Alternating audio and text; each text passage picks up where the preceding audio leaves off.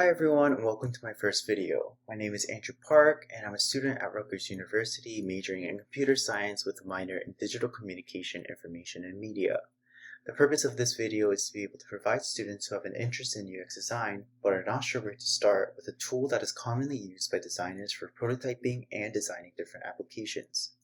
It can feel pretty daunting to venture into a new field of study and to try and figure everything out on your own. With many people pursuing UX design on their own time, hopefully this video can help ease that process and get you established with a platform that you can utilize to get you started on developing designs as a UX designer.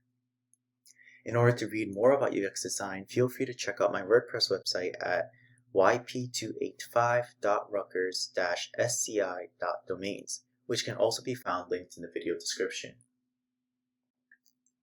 So more likely than not, you're probably familiar with Google platforms such as Google Docs. The concept is that you can collaboratively write on the doc with someone in real time as frequently syncs to the cloud that Google implements. Figma is a web application that also implements the system, except it is not a document for text but a space for design. Figma lets you utilize their platform in order to make designs and prototypes collaboratively with a team while also generating a CSS code that can be helpful for developers during handoff. So how can you get started with Figma?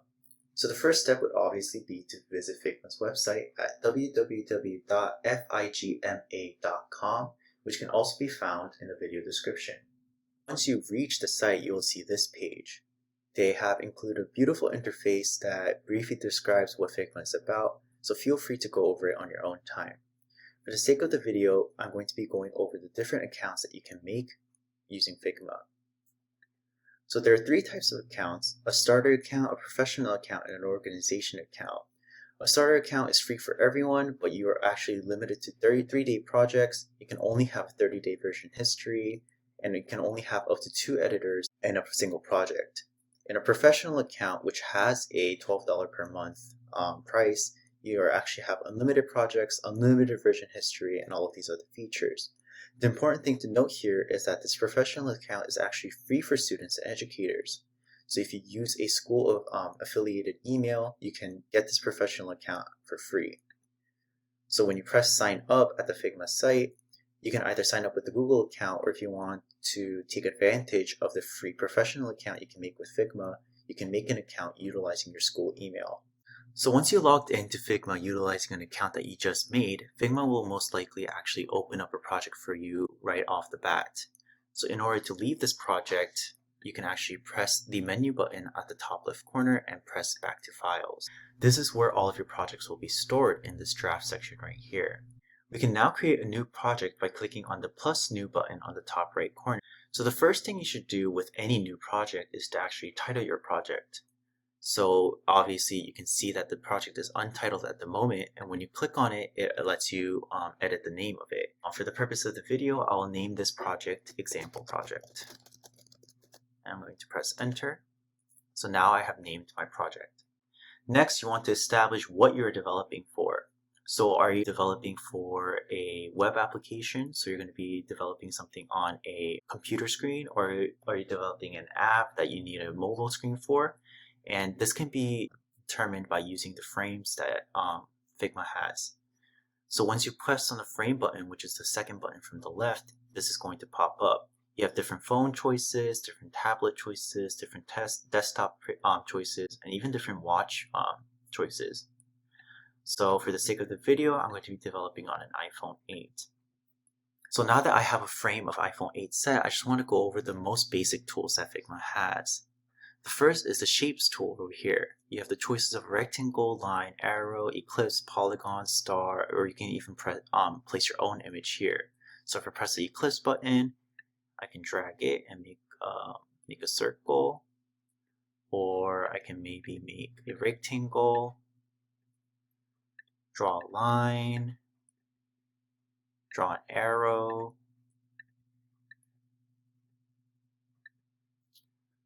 so you have a bunch of different options over here. You also have a text box that you can drag and set a text, and you can write anything you want. Example. With everything that you do, you can notice that the right window over here changes, and this is going to be the properties of the thing that you just made. So say I want to change the font size of the text that I just made. I can go here and make it size 24. Maybe I want to make it 36, etc. Maybe the circle over here, it's gray right now, but I want to change the color. So I maybe want it to be red. Maybe I want the rectangle to be blue. You may also notice the blue share button at the top. This is how you can share your design with others, to collaborate together, or for them to view only. So if I press share, I can add a collaborator through email, and I can set them that if they are a collaborator, I want to make sure that they can edit it. Or if I just want to share my project for someone to give me constructive criticism on, or I just want to show them my project, I can maybe add them as only a viewer. This is one of the benefits of using Figma as a designer. You can easily share your content with others and work collaboratively without having to send multiple files over email.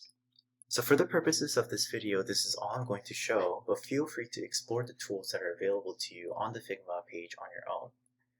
And for more tutorials, feel free to visit www.figma.com/resources/learn-design, which is also linked in the video description. So today through this video, you're able to learn the basic setup and introduction to Figma, a platform utilized by many developers to prototype and design applications. You learned the differences between a free account and a professional account, and the fact that if you are a student, you can create a professional account for free.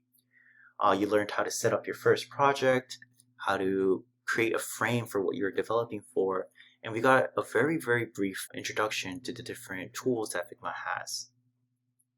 Although this was a very basic introduction, feel free to comment on the video asking more questions that you guys might have about Figma, or maybe an aspect of Figma that you want me to go over. Please remember to visit my website for more information, and like and subscribe if you enjoyed the video.